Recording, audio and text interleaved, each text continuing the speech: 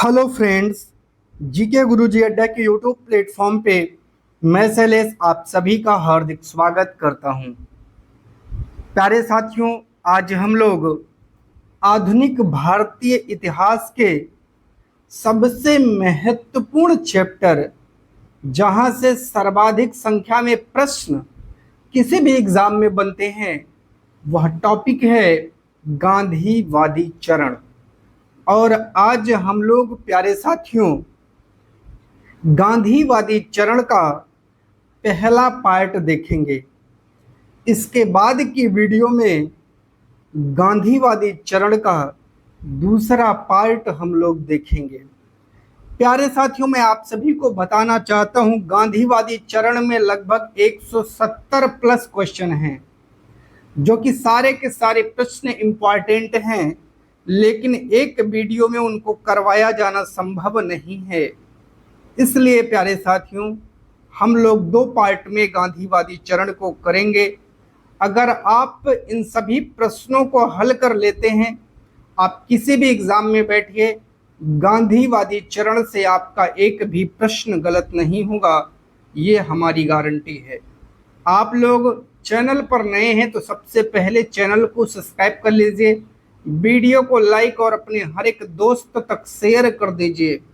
और आइए अपने पहले क्वेश्चन पर चलते हैं और पहले क्वेश्चन का राइट जवाब देखते हैं क्या होगा। महात्मा गांधी ने सत्याग्रह क्रियाविधि सबसे पहले कहाँ प्रयुक्त की? देखिए, यहाँ आपको समझना है, सबसे पहले सत्याग्रह क्रियाविधि गांधी जी ने तो दक्षिण अफ्रीका में शुरू किया था, आप लोगों को पता है। लेकिन ऑप्शन आपको देखना है, ऑप्शन में सब भारत के बारे में है, इसलिए ये प्रश्न आपसे भारत के बारे में जानना चाहता है कि गांधी जी ने किस स्थान से सबसे पहले जो है सत्याग्रह की क्रियाविधि शुरू की। तो बताइएगा, क्या वो दांडी है, क्या वो चंपारण है, क्या वो खेड़ा है, क्या वो अहमदाबाद है? चलिए, एक एक प्रश्न आपके लिए महत्वपूर्ण है, ठीक है। इसका राइट जवाब हो जाएगा चंपारण। अगर आपसे पूछा जाए भैया चंपारण में शुरुआत तो गांधी जी ने किया था, कब किया था? 1917 में किया था। कब किया था? 1917 में चंपारण में। सर जी हम भूल जाते हैं, तो याद रखिएगा 17 में गांधी जी ने सबसे पहली बार खतरा लिया था। और खतरा कहाँ लिया था? रण में। रण में सबसे पहली बार गांधी जी ने खतरा लिया था, इसलिए चंपारण। बात समझिएगा, चंपारण गांधी जी को बुलाया किसने? किसने बुलाया था और किसकी समस्या थी? तो चंपारण में नील जो किसान थे, आपके नील किसान जो थे, इनकी समस्या थी। तिनकठिया पद्धति को लेकर के इनका विवाद चल रहा था। गांधी जी को चंपारण कहाँ है ये भी जान लीजिएगा। चंपारण आपका बिहार में पड़ता है प्यारे साथियों। कहाँ पड़ता है? बिहार में। और गांधी जी को चंपारण बुलाया किसने था, ये आप लोग जरा कमेंट करिएगा, मैं जानना चाहता हूँ। देखिए, सीरियसली आप लोगों को पढ़ाई करना है, चाहे जिस आप एग्जाम की तैयारी कर रहे हैं, तो आप लोगों को इसका उत्तर अच्छे से देना है। अब आपके लिए मैं ये टॉपिक छोड़ता हूँ, जितने भी लोग वीडियो देखेंगे, चंपारण किसने बुलाया था गांधी जी को, इससे जुड़ा हुआ एक टर्म बचा है। चंपारण के बाद जो अगला गांधी जी का आंदोलन था वो कौन था, और उसके बाद कौन सा था, ये सभी के सभी प्रश्न आपके जो है बनते हैं एग्जामों में, ठीक है। तो इन सभी प्रश्नों को आपको कनेक्ट करते हुए चलना है। देखिए, आप लोग क्या करते हैं, तैयारी तो आप करते हैं, लेकिन तैयारी आप उस लेवल की नहीं करते हैं जिस लेवल की आपको करना चाहिए। तो सबसे पहले आपको करना क्या है प्यारे साथियों, अपनी तैयारी एक अच्छे वे में आपको करना है, क्योंकि जब आप तैयारी को अच्छे वे में करते हैं तो आपके सिलेक्शन के चांस ज़्यादा बढ़ जाते हैं। तो जरा आप लोग अब कमेंट करके जरा बताइए फटाक से कि चंपारण के बाद गांधी जी ने कौन सा आंदोलन शुरू किया था, मैं जानना चाहता हूं। चलिए, चंपारण के बाद कौन सा था? तो भैया चंपारण के बाद गांधी जी का अहमदाबाद था, और उसके बाद खेड़ा था। ठीक है, तो चलिए नोट करिए। नंबर 1 पर आपका चंपारण, नंबर 2 पर अहमदाबाद, नंबर 3 पर आपका खेड़ा था। चंपारण में क्या किया था गांधी जी ने, जरा बता दो भैया। चंपारण में नील किसानों की समस्या थी और किसने बुलाया था, तो बुलाया था राजकुमार और शुक्ल ने जो है गांधी जी को बुलाया था।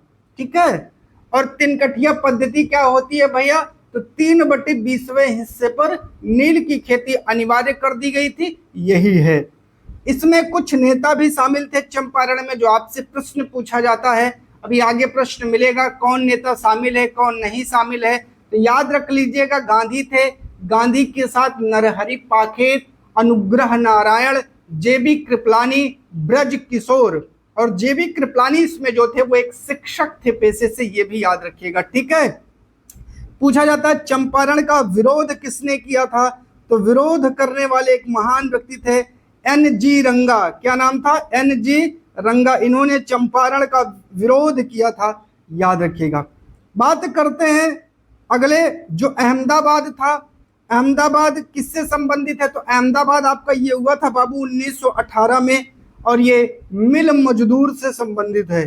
किससे संबंधित है, मिल मजदूर से संबंधित है, याद रखिएगा।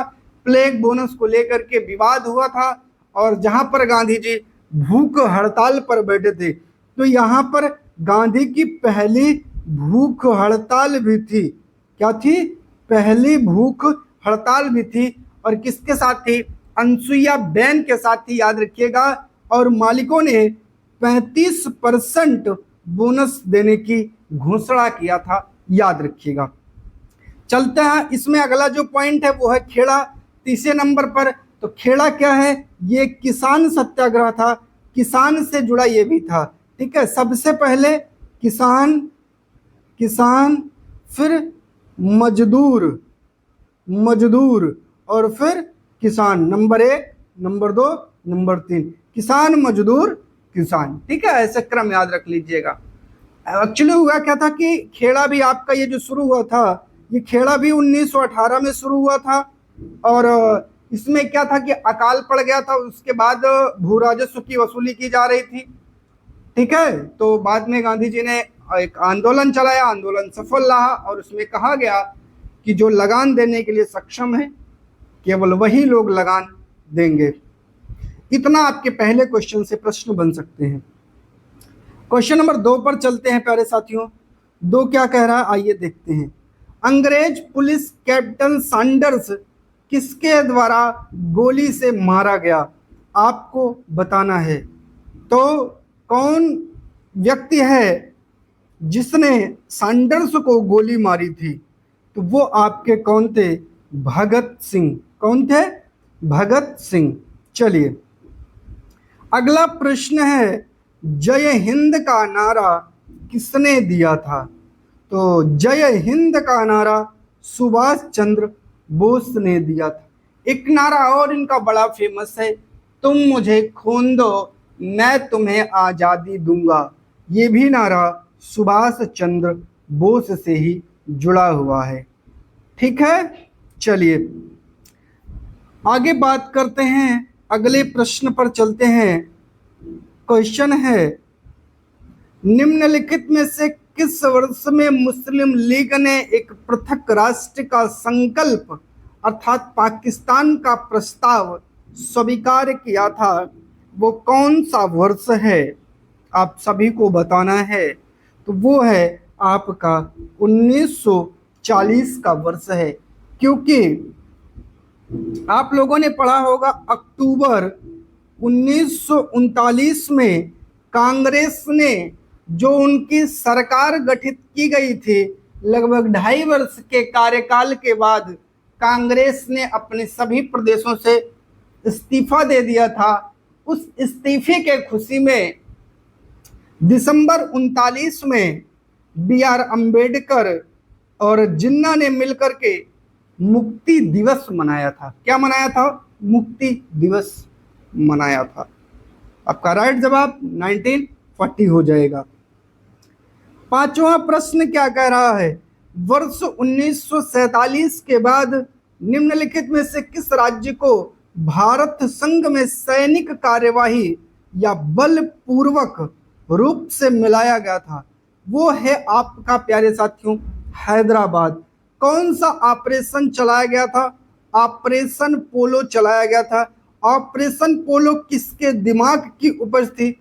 सरदार वल्लभ भाई पटेल के दिमाग की उपज थी। उन्होंने कहा था हैदराबाद के निजाम से कि हम आपको स्वतंत्र रूप से कहते हैं, आप भारत के इस संघ में शामिल हो जाइए।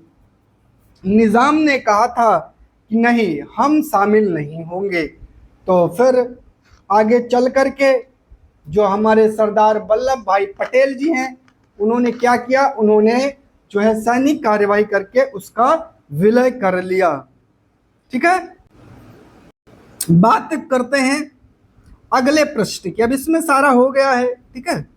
चलिए, हाँ, अब एक टॉपिक मिल गया है, कश्मीर का विलय कैसे हुआ था? विलय पत्र, विलय पत्र या इसी को बोलते हैं संधि पत्र। ठीक है, चलिए अगले प्रश्न पर चलते हैं। किसने कहा था तुम मुझे खून दो मैं तुम्हें आजादी दूंगा? मैं सारे प्रश्नों को रखा हूं, कोई नहीं छोड़ा हूं। ये नारा है सुभाष चंद्र बोस का। ये कहने वाले सुभाष चंद्र बोस थे। ठीक है, चलिए अगला प्रश्न, ये कई एग्जामों में आया है। देश बंधु की उपाधि और दीन बंधु दो आते हैं, दीन बंधु और देश बंधु। तो सबसे पहले देश बंधु की चर्चा करते हैं। देश बंधु किसे कहा जाता है और दीन बंधु किसे कहा जाता है?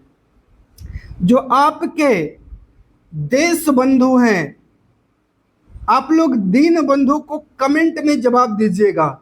इसमें कमेंट में, मैं ये नहीं बताऊंगा, आप लोग कमेंट करिएगा।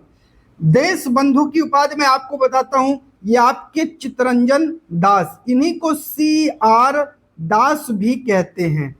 क्या कहते हैं? CR दास भी कहते हैं, और इनका पूरा नाम है चित्तरंजन दास। इन्हें देश बंधु की उपाधि से संबोधित किया जाता है। तो आप लोग जरा बताइएगा, दीन बंधु किसकी उपाधि है? ठीक है, चलिए मैं इसलिए नहीं बता रहा हूं, आगे मैंने प्रश्न लिया हुआ है और जिसको आता है वो यहीं पर कमेंट कर देगा। कांग्रेस का 1929 का अधिवेशन, जिसमें पूर्ण स्वराज का लक्ष्य घोषित किया गया, कहां पर हुआ था? ये मोस्ट इंपॉर्टेंट है, इस पर स्टार लगाओ। कहां हुआ था? लाहौर में हुआ था।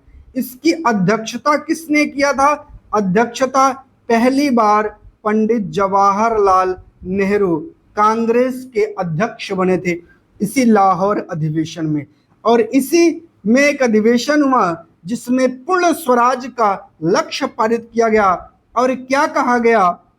और कहा गया आने वाली 26 जनवरी को 1930 को हम पूर्ण स्वाधीनता दिवस मनाएंगे। क्या मनाएंगे? पूर्ण स्वाधीनता दिवस मनाने का निर्णय लिया गया प्यारे साथियों। ठीक है, चलिए आप लोग लगातार ऐसे बने रहिएगा और पूरा वीडियो देख करके जाइएगा। चलिए अगले प्रश्न पर चलते हैं। कांग्रेस ने भारत छोड़ो आंदोलन का प्रस्ताव किस वर्ष पारित किया था? भारत छोड़ो आंदोलन का प्रस्ताव किस वर्ष पारित किया गया था? आप सभी को कमेंट करके जवाब देना है। जल्दी जल्दी कमेंट करिए, मैं जानना चाहता हूं 9वें का।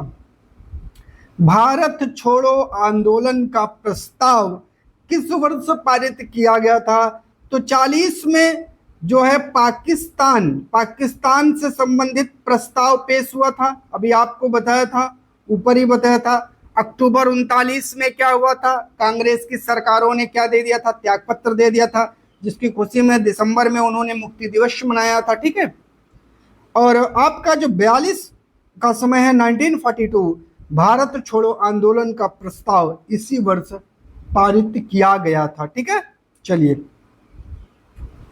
अगला क्वेश्चन है, सुभाष चंद्र बोस ने सिंगापुर में दिल्ली चलो का नारा कब दिया था? अब ये भी याद रखिएगा, ये भी इन्हीं का नारा है। दिल्ली चलो, यहां से 3 प्रश्न बनेगा। दिल्ली चलो का नारा किसने दिया था? सुभाष चंद्र बोस ने। कहां दिया था? सिंगापुर में दिया था। और कब दिया था? अब ये जान लीजिए कब दिया था। तो चलिए ऑप्शन पर चलते हैं और जानते हैं। तो बताइएगा कब दिया था, आप सभी ने जल्दी जल्दी बताना है। ये है 1943। कब दिया था? 1943 में दिया था। क्वेश्चन नंबर 11 पर चलते हैं। देखिए 11 आपका कूट है, तो पहले हम लोग प्रश्न पर चलते हैं। कह रहा है ये सूची 1 है और सूची 2 है, इनका मिलान करना है। देखिए खान अब्दुल गफ्फार खां को हम लोग क्या कहते हैं? सीमांत गांधी। क्रम भी सेट करते चलेंगे। सुभाष चंद्र बोस को हम लोग क्या कहते हैं? नेताजी कहते हैं। मोहनदास करमचंद्र गांधी को हम क्या कहते हैं? महात्मा गांधी कहते हैं। रविन्द्रनाथ टैगोर को गुरुदेव कहते हैं। 23-14 आइए देखते हैं किस ऑप्शन में है। 23-14 आपका ऑप्शन नंबर बी है, राइट जवाब हो जाएगा। ठीक है, चलिए बहुत बढ़िया प्रश्न आ गया है।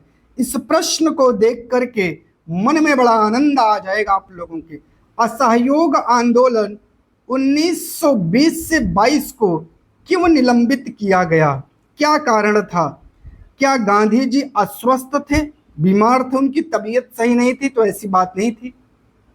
देखिए असहयोग आंदोलन के साथ एक आंदोलन और चला था, याद रखिएगा, खिलाफत आंदोलन। क्या चला था?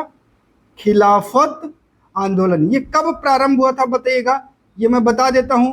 ये खिलाफत आंदोलन मुस्लिमों ने शुरू किया था, जो भारत के मुस्लिम हैं उन्होंने शुरू किया था। जब उनको लगा कि अंग्रेजों ने, जो मित्र राष्ट्र हैं, उन्होंने खलीफा की सत्ता प्रथम विश्व युद्ध जीतने के बाद खलीफा की सत्ता को उन्होंने क्या किया था? खत्म कर दिया था और खलीफा के अधिकार क्षेत्र पर पूरा कब्जा कर लिया था। तो भारत के जो मुसलमान हैं उन्होंने एक अखिल भारतीय खिलाफत समिति को गठित किया और यह आंदोलन चलाया था। आगे डिटेल में चर्चा करेंगे। हिंदू और मुस्लिमों के बीच मतभेद के कारण नहीं, ऐसी कोई बात नहीं थी। हिंदू और मुस्लिम के बीच भैया कोई मतभेद नहीं था। और मतभेद होगा क्यों? क्यों होगा हिंदू और मुस्लिम के बीच मतभेद का? ऐसा कोई जिक्र ही नहीं है। तीसरा, नेतागणों के बीच क्या मतभेद था? आप लोग बताओ भैया। तो नेतागणों के बीच कोई मतभेद हो सकता है? तो मैं आप सभी को बता देता हूं, नहीं, हमारे नेताओं के बीच में कोई मतभेद नहीं था। तो क्या कारण है लल्ला? तो अब भैया चौथा अपने आप सही हो जाएगा। चौरी चौरा में हुई हिंसक घटना। घटना क्या हुई थी? हमारे उग्र आंदोलनकारियों ने जो है गोरखपुर में, ये घटना कहाँ हुई थी? चलिए इस घटना को मैं थोड़ा सा आपको बढ़िया से एक्सप्लेन कर देता हूँ। ठीक है, चलिए चौरी चौरा घटना ये हुई कब थी? 1900 कब हुई थी आप लोग बताओ? 21 में हुई थी, 22 में? चलिए पहले बात तो आप लोग कमेंट करिएगा जल्दी जल्दी। जो लोग वीडियो देख रहे हैं कमेंट करो भैया, चौरी चौरा घटना कब हुई थी आप लोगों से मैं जानना चाहता हूं। जल्दी से बताइए, आप लोग कमेंट करके बताइए। 21 में हुई थी, 22 में? चलिए देखिए मैं तो बताऊंगा, ये आप लोगों को ही बताना है। 22 में हुई थी भैया। और कब हुई थी? 5 फरवरी को हुई थी। कब? 5 फरवरी को। कहाँ हुई थी? यूपी। मैं शहर नहीं बताऊंगा, कमेंट करो। आप लोगों का भी कुछ दायित्व तो बनता है कि नहीं, सब हम ही बता दें। चलिए बताओ कहाँ हुआ था? यूपी के गोरखपुर में। कहाँ? गोरखपुर में। क्या हुआ था? 22 पुलिस वालों को जिंदा थाने में जला दिया गया था, जिसमें 1 दरोगा थे और 22 कांस्टेबल थे। इस घटना से गांधी जी बहुत आहत हुआ था उनको, क्योंकि गांधी जी जब ये घटना घट रही थी उस समय गांधी कहाँ थे? इस घटना के समय ये भी जान लो, ये जब ये चौरी चौरा घटना बढ़ रही थी उस समय गांधी कहाँ थे? तो गा से गांधी और गा से कहाँ थे गांधी? बारदोली। बारदोली। और ये कहाँ है? गांधी थे गुजरात में। और क्या करना जा रहे थे? करने जा रहे थे भैया सविनय अवज्ञा आंदोलन शुरू करने जा रहे थे गांधी जी। एक पूरा प्रस्ताव बना रहे थे कि हमें सविनय अवज्ञा आंदोलन शुरू करना है। लेकिन हुआ क्या? 12 फरवरी को गांधी जी ने 1922 में जो है अपना असहयोग आंदोलन वापस ले लिया। ठीक है, चलिए क्वेश्चन नंबर 13। वर्ष 1919 में जलियांवाला बाग हत्याकांड कहाँ हुआ था? बताओ भैया। अमृतसर में हुआ था। ये कहाँ है? पंजाब में है, पंजाब में है। किस कारण ये घटना हुई थी? जलियांवाला बाग हत्याकांड पूरा लिखना चाहो तो 13 अप्रैल 1919 को जलियांवाला बाग हत्याकांड हुआ था। एक व्यक्ति था हंसराज। क्या था? हंसराज। इसने बाग में एक सभा बुलाई। क्यों सभा बुलाई? क्योंकि सैफुद्दीन किचलू और सत्यपाल, ये दोनों नेता गिरफ्तार हो गए थे। इनकी रिहाई करने के लिए, विरोध प्रदर्शन दिखाने के लिए उसने एक लोगों को इकट्ठा किया और जलियांवाले बाग में बुलाया। विरोध प्रदर्शन चल रहा था और जो जनरल डायर था, अमृतसर का जो गवर्नर था वो भी जनरल डायर था, और जो वहाँ का उस समय कप्तान था वो भी डायर था। डायर ने कहा था कि हम किसी भी सभा पर प्रतिबंध लगाते हैं, कोई सभा नहीं करेगा। लेकिन यह सभा बुलाई गई और जनरल डायर ने निहत्थे लोगों पर गोलियां बरसवा दी, जिसमें 2 रिपोर्ट आती है। इससे संबंधित 2 रिपोर्ट है, ये भी याद रखिएगा। इससे संबंधित 2 रिपोर्ट है। एक तो है इलाहाबाद सेवा समिति, इलाहाबाद सेवा समिति। इसने कहा भैया लगभग आप ज़्यादा नहीं 379 लोग मरे हैं, लेकिन जो उस समय प्रत्यक्ष मौजूद थे उन्होंने कहा भैया 1000 लोग इसमें मारे गए हैं। और आगे चल करके जो हंसराज था जिसने सभा बुलाई थी वो एक सरकारी गवाह बन गया, ये भी याद रखिएगा। नमक सत्याग्रह किस ईस्वी में प्रारंभ हुआ? क्वेश्चन नंबर 14 का आपको जवाब देना है। जल्दी से बताइए आप लोग, चलिए बताइए, कमेंट करिए। नमक सत्याग्रह किस ईस्वी में प्रारंभ हुआ था? क्वेश्चन नंबर 14 का राइट जवाब आपको देना है। तो भैया ये 1930 में। कब हुआ था? 1930 में दांडी यात्रा से शुरू हुआ था। कहाँ से? दांडी यात्रा से। देखिए अब इस पर अगर मैं चलता हूँ, ये जो दांडी यात्रा है ये बहुत लंबा हो जाएगा और ये सविनय अवज्ञा आंदोलन से जुड़ा है। किससे? सविनय अवज्ञा आंदोलन से जुड़ा हुआ है। ठीक है, तो इस पर चर्चा करना बहुत लंबा हो जाएगा। आगे चलते हैं। अभी आगे सारे प्रश्न इसमें हमने लिया है, इसलिए बहुत डिटेल में नहीं जा रहे। जिससे नहीं लिया उस पर डिटेल पे जा रहे हैं। निम्नलिखित में से किस कृत्य के कारण भगत सिंह, राजगुरु और सुखदेव को 30 मार्च 1931 को फांसी दी गई थी? ठीक है, 23 मार्च 1931 को भगत सिंह, राजगुरु और सुखदेव को फांसी दी गई थी। तो 1928 में लाहौर में सैंडर्स की हत्या भी इन्हीं से जुड़ी है। ठीक है, जिसमें भगत सिंह ने इसको गोली मार दिया था। वर्ष 1929 में केंद्रीय विधानसभा में बम फेंकने के कारण, सी वाला आपका राइट जवाब हो जाएगा। ठीक है, इन्होंने केंद्रीय विधानसभा में बम फेंका था।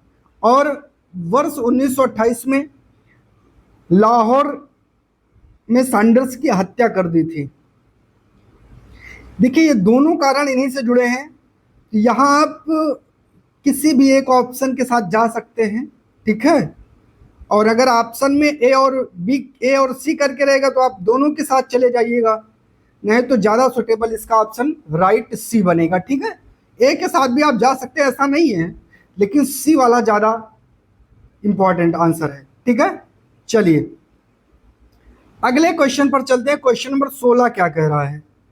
निम्नलिखित में से किस अधिनियम के तहत बिना मुकदमा और दोष सिद्धि के ही विधि न्यायालय ने किसी भी व्यक्ति को कैद करने का प्राधिकार सरकार को दिया था? वर्ष 1919 का रॉलेट अधिनियम, रॉलेट एक्ट। इसे क्या और नाम से जाना जाता है? बहुत इंपॉर्टेंट है, इसके कई नाम हैं। बिना अपील, बिना वकील, बिना दलील का कानून। इसे काला कानून भी कहा जाता है, याद रखिएगा। रॉलेट एक्ट में कहा गया था शंका के आधार पर किसी भी व्यक्ति को गिरफ्तार कर लिया जाएगा और 2 वर्षों तक उसकी जमानत नहीं होगी। और इससे क्या होता है, व्यक्तियों के मौलिक अधिकारों का उल्लंघन होता है। आपसे प्रश्न बना करके पूछा जा सकता है वह कौन सा एक्ट था जिसके द्वारा व्यक्तियों के मौलिक अधिकारों पर प्रहार किया गया था, वो यही रॉलेट एक्ट था। ठीक है, चलिए आगे बात करते हैं। अगला क्वेश्चन, गांधी इरविन समझौता 5 मार्च 1931 किससे संबंधित है? यह इंपॉर्टेंट है, रट लीजिएगा। भारत छोड़ो आंदोलन, सविनय अवज्ञा आंदोलन, असहयोग और खिलाफत आंदोलन, रॉलेट आंदोलन। जरा बताइए भैया, ये सविनय अवज्ञा आंदोलन से जुड़ा हुआ है।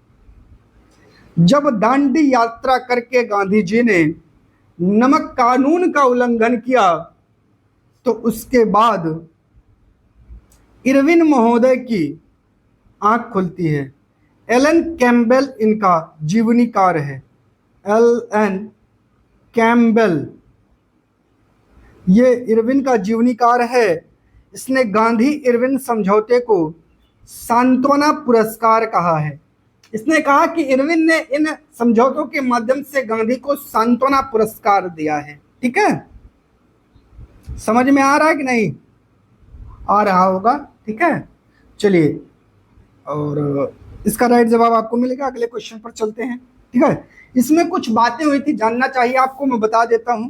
गांधी जी ने बहुत प्रयास किया था कि 23 मार्च को भासुरा की फांसी ना हो, भगत सिंह सुखदेव राजगुरु की फांसी ना हो, किसी भी तरीके से टाला जाए। लेकिन इरविन जिद पे अड़ा था कि जो हिंसा में जुड़े हुए लोग हैं उनको माफ नहीं किया जाएगा, बाकी अन्य लोगों को माफ कर दिया जाएगा। और बहुत सारे प्रावधान थे, और इसी से जुड़ा हुआ है जब गांधी जी को काला झंडा दिखाया जाता है, गांधी जी का विरोध प्रदर्शन किया जाता है, तो गांधी जी ने कहा था कि गांधी मर जाएगा लेकिन गांधीवाद जिंदा रहेगा। ठीक है, चलिए बात करते हैं क्वेश्चन नंबर 18 की। स्वतंत्र भारत के प्रथम महाराज्यपाल, प्रथम गवर्नर जनरल कौन थे? स्वतंत्र भारत के पहले महाराज्यपाल तो आपके लॉर्ड माउंटबेटन थे। अब आपके मन में डाउट आ रहा होगा कि सर जी यहाँ तो राजगोपालचारी भी दिया है, तो सेम इसी प्रश्न यही रहेगा। स्वतंत्र भारत के प्रथम भारतीय अगर पूछ लिया जाए तो सी राजगोपालचारी हो जाएगा प्यारे। शब्दों का खेल है और एक नंबर गलत हो जाता है। तो स्वतंत्र भारत के प्रथम महाराज्यपाल गवर्नर जनरल लॉर्ड माउंटबेटन। लेकिन अगर यही प्रथम भारतीय पूछ लिया जाए और अगर यही अंतिम भारतीय भी पूछ लिया जाए तब भी राजगोपालचारी ही होंगे। ठीक है, चलिए आगे चले। ठीक है, अगला प्रश्न, किस अधिनियम में पहली बार भारत के लिए संघीय संरचना प्रस्तुत की गई? जो संघीय संरचना है क्या वो 1909 में आई थी? नहीं, बिल्कुल नहीं। देखिए, संघ शब्द याद रख लीजिएगा, इसको रट लीजिएगा, ये 1935 से जुड़ा है। किससे? 1935 से। तो आपसे कभी गलती नहीं होगी। अगला प्रश्न है, काकोरी ट्रेन डकैती कांड के नायक कौन है भैया? आपको बताना है। तो ये राम प्रसाद बिस्मिल हैं। इन्हीं का एक बहुत फेमस कथन है, सरफरोशी की तमन्ना अब हमारे दिल में है, देखना है जोर कितना बाजुए का तिल में है। सबसे युवा क्रांतिकारी जिनको फांसी दी गई थी, सबसे कम समय में वो राम प्रसाद बिस्मिल थे, याद रखिएगा। ठीक है, चलिए अगले क्वेश्चन पर चलते हैं। अगला प्रश्न कह रहा है प्यारे, 1919 के अधिनियम में द्वैध शासन, द्वैरकी सिस्टम धारणा को जिस व्यक्ति ने परिचित कराया था वो कौन थे? जरा बताओ, क्या वो मॉन्टेग्यू थे? तेज बहादुर सप्रू तो थे नहीं, मिंटो थे, चेम्सफोर्ड थे। वो कौन व्यक्ति था आपको बताना है। बताओ भैया। तो मिंटो थे नहीं, मिंटो थे नहीं, तो कौन था? मॉन्टेग्यू थे कि चेम्सफोर्ड थे? आप सभी को जल्दी से राइट जवाब देना है। तो देखिए, ये मॉन्टेग्यू की नहीं, चेम्सफोर्ड के दिमाग की उपज थे। ठीक है, मॉन्टेग्यू उस समय सचिव था, ये भी याद रख लीजिएगा। ये क्या थे? वायसराय थे। और ये जो वायसराय थे, इन्हीं चेम्सफोर्ड महोदय के दिमाग की उपज थी ये ड्वेरेकी सिस्टम, द्वैध शासन। ठीक है, चलिए देखिए, इससे जुड़ा हुआ बहुत सारा कॉन्सेप्ट है। अगर एक कॉन्सेप्ट पर चर्चा करेंगे तो बहुत समय लग जाएगा। सारे प्रश्नों को अभी आगे आपको करवाया जाएगा, पॉलिटी में करवाएंगे, वो पॉलिटी से जुड़ा हुआ है। निम्नलिखित में से किसने 23 फरवरी 1946 को रॉयल इंडियन नेवी के विद्रोहियों को आत्मसमर्पण के लिए राजी किया था? डेट इंपॉर्टेंट है। 23 फरवरी 1946 को कौन था भैया? जल्दी बताइए। तो ये थे आपके वल्लभ भाई पटेल और मोहम्मद अली जिन्ना। इन दोनों ने रॉयल इंडियन नेवी के विद्रोहियों को आत्मसमर्पण करने के लिए राजी कर लिया था। ठीक है, चलिए अगला प्रश्न क्या कह रहा है। 20 सितंबर 1932 को यरवदा जेल में महात्मा गांधी ने आमरण अनशन किसके विरोध में किया था? चलिए आप लोग जरा कमेंट करो भैया, थोड़ा सा आप लोग भी सहयोग करो। बताओ भैया, 20 सितंबर 1932 की बात है।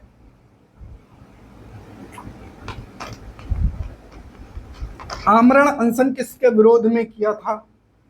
आपको बताना है। बताओ भैया। सत्याग्रहियों पर ब्रिटिश दमन के विरुद्ध, क्या ये सही है? नहीं। गांधी इरविन पैक्ट के उल्लंघन के विरुद्ध? नहीं। अच्छा, ये हुआ कब था? याद रख लेना इसकी डेट, 5 मार्च 1931। भगत सिंह सुखदेव राजगुरु को फांसी 23 मार्च 1931। दोनों डेट याद रखिएगा। ये हुआ था भैया रैमजे मैकडोनाल्ड के सांप्रदायिक पंचाट कम्युनल अवॉर्ड के विरुद्ध। राइट जवाब हो जाएगा। देखिए, यरवदा जेल की बात आ गई है, याद रखिएगा। गांधी ने इसको मंदिर की संज्ञा दिया है। आपसे पूछा जाता है, जब सविनय अवज्ञा आंदोलन चल रहा था उस समय गांधी जी को गिरफ्तार कर लिया गया था। ठीक है, इसी यरवदा जेल में रखा गया था। तो गांधी जी को यहाँ पर कुछ दिव्य अनुभूतियां हुई थी, कुछ दिव्य चमत्कार मिले थे। उसके बाद गांधी जी ने यरवदा जेल को मंदिर की संज्ञा दिया था, याद रखिएगा। ठीक है, चलिए क्वेश्चन नंबर 24। 1939 में पहली बार महात्मा गांधी जी ने देसी राज्य में नियंत्रित जनसंघर्ष चलाने के लिए विशेष तकनीकी को अपनाया। उन्होंने अपने एक निकट सहयोगी को सत्याग्रह करने की इजाजत दी। वह निकट सहयोगी कौन था? बताओ भैया। वो थे राजकोट में वल्लभ भाई पटेल। ठीक है, चलिए अगले प्रश्न पर चलते हैं। क्वेश्चन नंबर 25 पर चलते हैं। निम्नांकित आंदोलनों में किसमें महात्मा गांधी ने भूख हड़ताल को एक हथियार के रूप में पहली बार प्रयोग किया था? बताओ जरा, कौन सा आंदोलन था? जल्दी से बताओ भैया, वह कौन सा आंदोलन था जिसमें भूख हड़ताल गांधी जी ने किया था? तो 25 का राइट जवाब हो जाएगा 1918 का अहमदाबाद मिल मजदूर, जिसमें ये प्लेग बोनस को लेकर विवाद था। किसको? प्लेग बोनस, जिसमें 35% बोनस मिला था। इनके साथ अनसुईया बेन भी शामिल थी। कौन? अनसुईया बेन भी शामिल थी। तो प्यारे साथियों, ये थे आपके 25 बहुत ही महत्वपूर्ण क्वेश्चन। ये श्रृंखला आगे चलती रहेगी। आप लोग चैनल पर इसी तरह जुड़ते रहिए, अपना प्यार और सहयोग बनाए रखिए। देखिए, बहुत बड़ी वीडियो अगर मैं इसको ले चलूंगा तो ये एक वीडियो लगभग इसमें 100 प्रश्नों के आसपास प्रश्न हैं, तो मान के चलिएगा कि कम से कम 1.5 से 2 घंटे हो जाएंगे। तो वीडियो को बहुत बड़ा नहीं ले चलेंगे, बस फैक्ट के हिसाब से जितना पढ़ेंगे सॉलिड पढ़ेंगे। यहाँ से अगर कोई भी प्रश्न आ रहा है गलत ना हो। मैंने फिर से कहा, किसी भी कंपटीशन की आप तैयारी कर रहे हो, किसी भी कंपटीशन में आप बैठ रहे हो, आप इन सभी प्रश्नों को करिए, अपने आप को देखिए आप किस लेवल में हैं, अपनी तैयारी को परखिए और उसके बाद आप उस एग्ज़ाम में बैठिए। सफलता आपको अवश्य मिलेगी, क्योंकि कहा जाता है सफलता की पहली सीढ़ी होती है प्रैक्टिस सेट। जिसने प्रैक्टिस सेट को हल कर लिया उसको सफल होने से कोई रोक नहीं पाया आज तक। तो प्यारे साथियों, आज के इसी प्रश्न के साथ हम लोग यहीं तक अपनी इस वीडियो को रखते हैं। चैनल पर नए हैं तो सब्सक्राइब करिएगा, वीडियो को लाइक और शेयर जरूर करिएगा। चैनल पर जुड़ने के लिए आप सभी का बहुत बहुत धन्यवाद प्यारे साथियों।